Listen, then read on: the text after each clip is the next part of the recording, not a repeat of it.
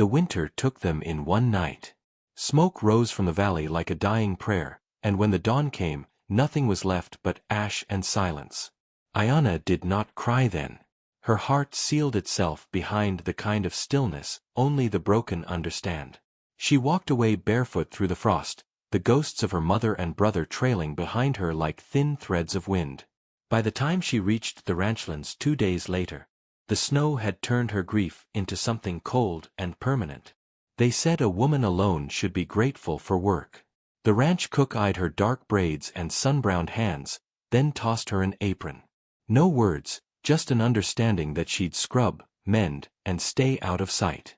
The men who rode in at dusk hardly looked her way except to sneer, the younger ones whispering stories about the Indian girl with fire in her eyes.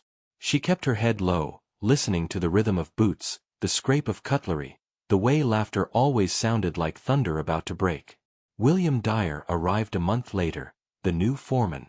35, broad-shouldered, sharp-eyed, carrying himself like a man who'd fought too many winters and lost something in each one.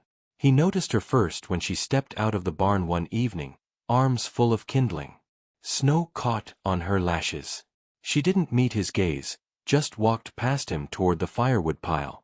Still, something in the quiet grace of her movements lingered in him long after she disappeared into the shadows of the kitchen. The ranch was alive with the cruelty of routine. Men worked, cursed, drank, and forgot themselves by sundown. Ayana moved among them like a ghost, present but unseen. Her silence unnerved them. Sometimes she hummed low songs in a tongue they didn't know, songs that made even the horses pause. One morning, when the cold bit hardest, she found William by the corral wrestling with a half-frozen gate. Without speaking, she set her gloves down beside him and pulled the hinge straight. He looked at her, breath hanging white between them. "You shouldn't be out here without a coat," he said finally. Her voice came quiet but steady. "The cold doesn't stay long on skin that's already learned to freeze." He didn't know how to answer. She left him with that sentence hanging in the air like smoke, and he felt it follow him the rest of the day. By nightfall, word spread that William had spoken kindly to her. The cook laughed. The stable hands made crude jokes.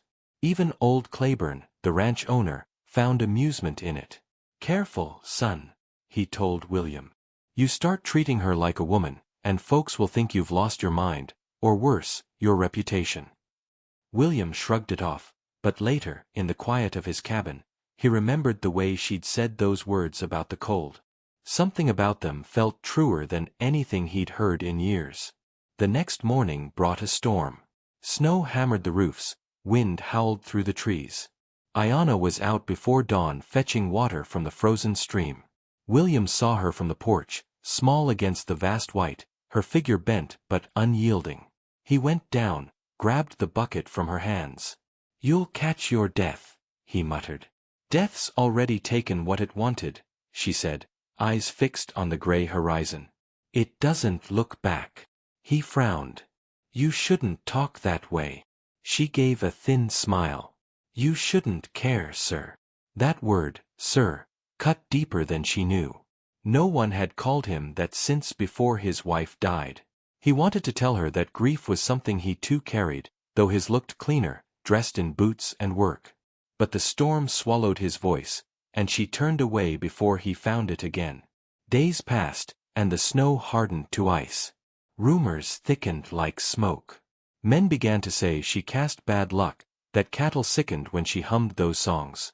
William tried to stop it, but his silence only fed their certainty. He found her one night by the stable, her hands raw from scrubbing tack. "They say I shouldn't have hired you," he said. She didn't look up. "They're right, sir. No one marries a native girl. No one even stands beside her when winter comes." The words burned through him. He stepped closer. "That's not what I said." "No," she whispered. "But it's what the world says. And the world doesn't change for people like me." He wanted to reach for her then, but she moved back, the distance between them filling with cold air and everything neither of them dared confess. "Maybe you haven't lost everything, Ayana," he said softly. Maybe you just haven't found what stays. For the first time, she looked at him fully. Eyes bright, fierce, almost afraid. Somewhere deep inside that gaze flickered the faintest hope, the kind that refuses to die even after everything else has. Outside, the storm eased. Inside, something unnamed began to stir. But by morning, she was gone. The fire had taken the barn before anyone could reach it. By the time William arrived, half the roof was gone, and the night burned red against the snow. He heard the horses screaming, felt the heat on his face, but the only thought clawing through his mind was her name. Ayanna. He hadn't seen her since the morning she vanished, leaving behind nothing but a folded apron and a wooden carving shaped like a bird. Now the wind carried the same sound as that night's fire, the soft crackle of something precious being destroyed. The ranch never recovered from that winter. Claiborne sold off half the cattle, men scattered to other towns, and William rode through his days like a man moving underwater. Each sunrise reminded him of what he hadn't said, what he'd let fear swallow. He told himself she'd gone east, maybe found work where her name wasn't poison, where her skin wasn't treated like a curse. But when the river thawed and her footprints never returned, the lie soured in his chest. Months passed. He drank less, worked more, but the quiet was worse than any wound. At night he heard her voice in memory. Calm, sharp, unyielding, and it filled the cabin with a presence that refused to fade. One evening, as the wind softened into spring, he found her wooden bird wedged in the porch boards. It must have fallen from his coat the night she left. The carving was small, one wing chipped, its surface polished by touch. He turned it over in his hand until something in him cracked open, and for the first time in years, he prayed. Not for forgiveness, but for another chance. The chance came weeks later, carried by a storm. He was driving cattle back from the ridge when he saw a figure walking the old trail through the sleet. For a moment he thought it was a mirage, a woman wrapped in a dark shawl, hair braided tight against the wind. She walked as if distance itself were no obstacle, steady and sure, like someone following the pull of her own spirit. When she reached the fence line, he called her name, afraid of hearing silence. But she stopped, lifted her head, and the world seemed to still. They met again at the river, just as before. The water was restless, broken pieces of ice drifting like forgotten promises. Ayanna looked older, stronger. Her eyes held new stories, sorrow tempered into calm. William stood on the bank above her, his breath white in the cold, heart hammering against his ribs. You shouldn't have come back, he said, though his voice betrayed relief. I didn't come for you, she replied. I came for what I left. She reached into her satchel and pulled out a bundle wrapped in cloth. Inside was a small necklace, turquoise beads, cracked and faded. It belonged to my mother. I buried it here before they took the land. He stepped closer, the snow crunching beneath his boots. You could have asked me for help. I didn't need your help. I needed peace. Her words cut, but they carried no anger, only truth. The wind lifted her shawl, revealing the same blue dress she'd worn that winter. It had been mended many times. So had she. William hesitated, searching her face for the woman he'd known, but finding someone braver instead. They still talk about you, he said quietly. Say you cursed the ranch. A faint smile curved her lips.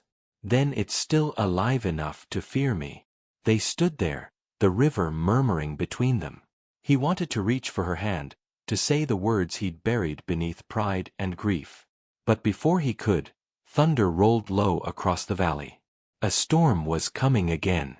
They ran for the barn, the new one he'd built himself, smaller but sturdy. Inside, rain drummed the roof like a heartbeat. The air smelled of hay and smoke. She sat on a bale, her shoulders trembling, and when she looked up, he saw tears glinting like melted snow. I didn't leave because of what they said, she whispered. I left because I believed it. I thought I didn't deserve to be seen. He knelt before her. You've been seen since the moment you stepped into my life. For a long while, they said nothing. The silence was no longer empty, it was full, alive, like breath shared between two survivors.